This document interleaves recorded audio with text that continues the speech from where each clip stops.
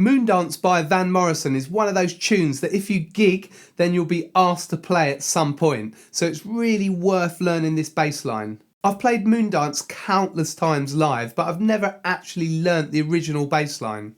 So after a few requests, I've decided to deconstruct the bass line to get inside it and to work out why certain note choices work for this song. The original bass line is one long improvisation. There isn't just one idea that's repeated loads of times.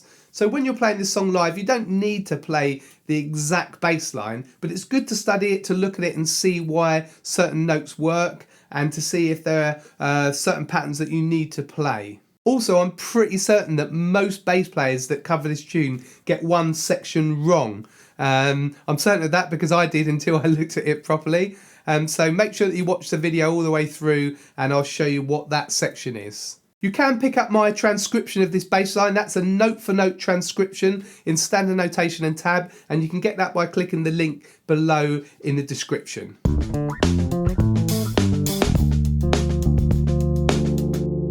Moondance has three main sections that are repeated. You've got the verse, you've got the pre-chorus, and you've got the chorus. There's also a 4-bar intro as well. We'll look at the verse first. This is 16 bars long. Apart from one of the verses, there's actually 17 bars for some reason. That's handy to know that actually if you're going to play to the original track, but it's 16 bars long and it just repeats half a bar of A minor 7 and half a bar of B minor 7.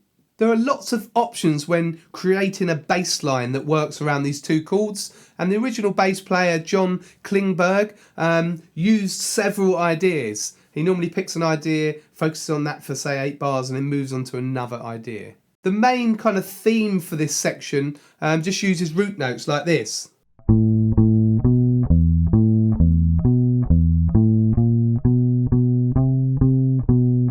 So basically just using these as A here. He plays it up here first of all.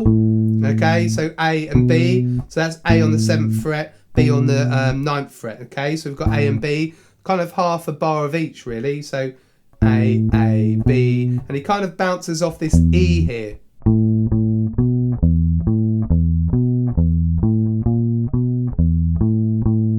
Sometimes putting an A sharp in, okay? And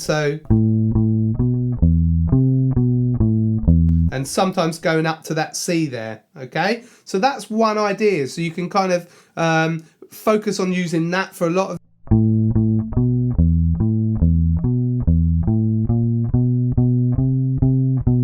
just kind of messing around with those notes there. There's not a particular kind of order. You don't have to stick to sort of one pattern. You can vary it yourself. And there's a swing feel to this section. When we're playing 8th notes, we swing them like this. Like that. Instead of with even notes, okay? So if you play any 8th notes, make sure you swing them for this section. If you're enjoying this lesson, then don't forget to subscribe to my channel. You can do that by pressing the red subscribe button. And if you click the bell and select all, you'll get notified as soon as I release a new video lesson. So do that so you don't miss out on any of my new videos. So what else can we do with this bass line? So let's look at bars 51 and 52. We've got this pattern here. Okay, if we rearrange those notes, we've got the A minor blues scale.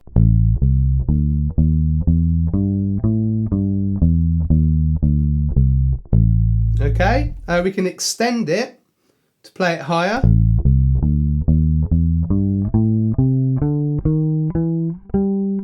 All the way up there to A. Okay.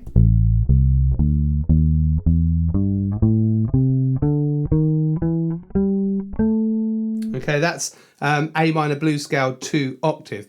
But anyway, we're using the notes from that scale. Okay, if you see here, I'll play that again.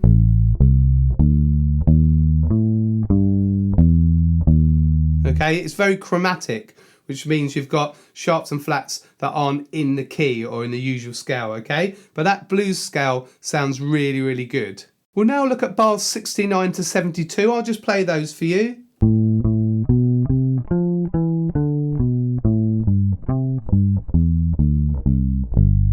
If we rearrange those notes, we've got a harmonic minor scale. Okay, we can extend that for 2 octaves.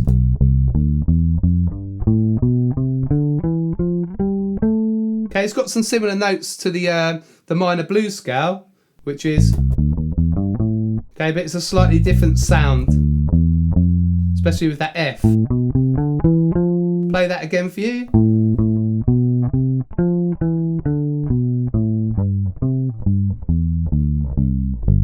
Okay, so you've got a few ideas now, so that's a slightly different sound to the blues scale. A really cool device that I've found is moving up in thirds with that harmonic minor scale. If we look at bar 41, we've got this. Okay, so moving up in thirds like this.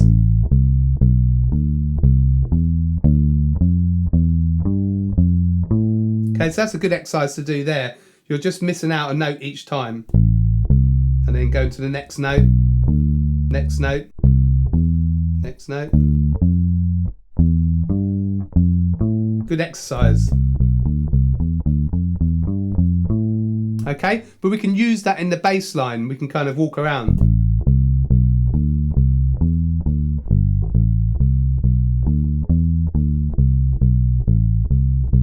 It kind of stops you just running the scale up and down, which is the kind of the trap to kind of fall into when you're using scales in bass lines. So you've got to get creative with the scales, and playing in thirds is a good way to do that. So we've got 4 ideas so far. We've got the basic kind of iconic bass line idea,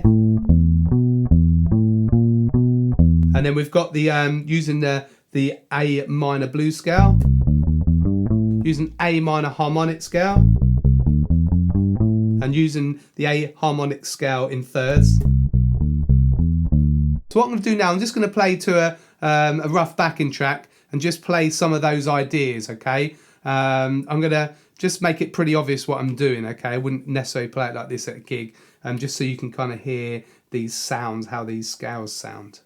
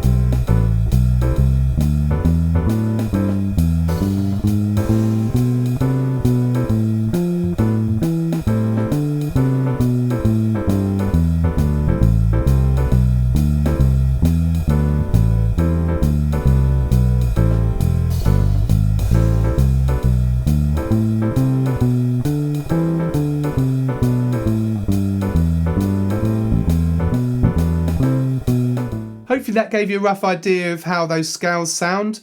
Remember that you can get the exact bass line note for note on the PDF. Just click the link below in the description. The pre-chorus is 8 bars long. It just has a bar of D minor 7 and then a whole bar of A minor 7. That's repeated 3 times, and at the end it goes to D minor 7 and E7 at the end of the section. So the bass line does vary through this section, but it's pretty much the same idea.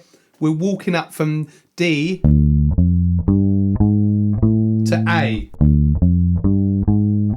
So we're playing sort of, it's a minor chord, okay? So this third here is quite important, this minor third, which is F. And then we've got 2 leading notes up to A.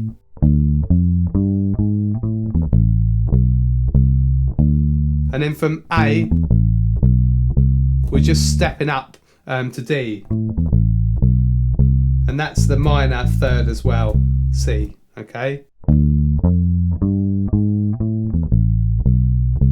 I'll just keep looping that.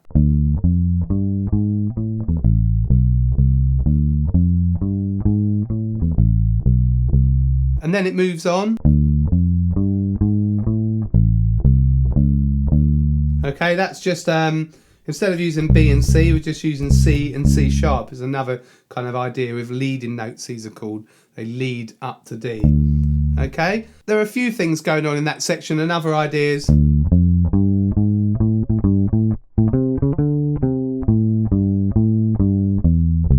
Okay, they're just walking ideas, and that there,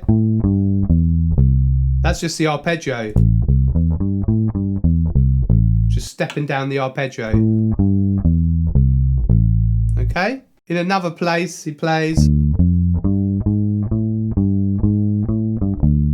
Okay, stepping up to A and then going to the G.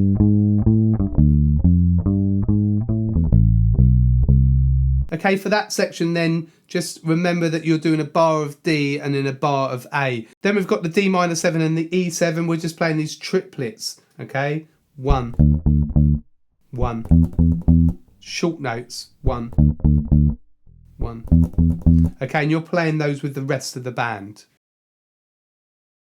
The chorus just repeats a half bar of A minor 7 and a half bar of D minor 7, round and round, and at the end we've got a bar of E7. It's very easy to get lost with these root notes. You need to kind of remember whether you're aiming for A there or D. Okay, I remember when I first learnt this tune and played it live years ago, I used to get really confused of what note I should be on. It's quite easy to get lost there, so you really need to focus on that. The pattern we just have two patterns and then we repeat them an octave higher. So the first pattern leading up to A is E, G, A. Okay, open E, E, G, A. Okay, and then we move from A to D, A, C, D. Okay, okay, and then we take this pattern here and put it an octave higher, which is here. Okay, E, G, A, E, G, A. And in this pattern here, A, C, D, here. A, C, D. Okay, so the whole thing.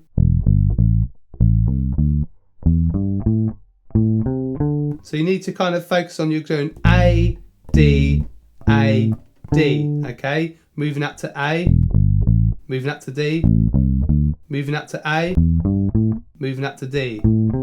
Now this is the section that most bass players get wrong, not because of the notes, but because of the feel. Okay, the rest of the bass line has got a swing feel. This is straight. Now the rest of the band, there's some swing stuff going on.